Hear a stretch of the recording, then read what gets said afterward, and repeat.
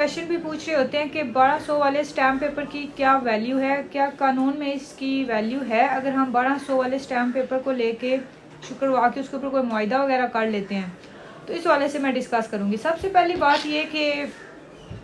जो 1200 वाला stamp paper वाला कॉन्सेप्ट था वो था 2020 से पहले, क्योंकि 2020 से पहले जब तक बोर्ड ऑफ रेवेन्यू ने इस चीज़ के हवाले से कोई वाज़ेह तौर पे नोटिफिकेशन नहीं दिया हुआ था, उसका ये था कि अब 1200 वाला स्टैम्प पेपर इशू करवा के उसके ऊपर एग्रीमेंट टू सेल लिख लेते थे कि हमारा आपस में ये कॉन्ट्रैक्ट हुआ है, ठीक है, एग्रीमेंट हुआ है कि इतनी पेमेंट हमने करनी है, इतनी पेमेंट रिमेनिंग है, वो हम बाद में देंगे, तो उसको रजिस्टर्ड करवा लिया जाता था, तो उसकी वैल्यू थी, ठीक है। अब ये है कि 2020 के बाद भी उस फीसिस में काफ़ी चेंजिंग आई। अभी रिसेंटली जो है वो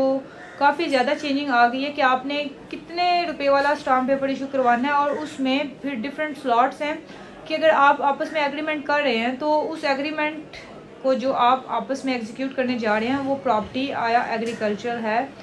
या वो रेजिडेंशियल है या उसका कितना एरिया है, ठीक है, उसकी वैल्यू कितनी है, उस हिसाब से फिर कैलकुलेट करके फॉर एग्जांपल कि उसकी वैल्यू 10 लाख से 20 लाख के दरमियान है, तो वो कॉलम जो है वो देखा जाएगा कि कितने रुपए वाला स्टाम्प पेपर आपने बैंक ऑफ पंजाब से इशू करवाना है, चालान कितने का बनवाना है, तो फिर आपने उसके ऊपर एग्रीमेंट टू सेल जो है वो लिखना है। फॉर एग्जांपल कि आप कॉन्ट्रैक्ट करने जा रहे हैं, ठीक है, और उस कॉन्ट्रैक्ट की जो प्रॉपर्टी है, ठीक है, एग्रीमेंट आप करने जा रहे हैं, तो वो रिलेटिंग टू सेल ऑफ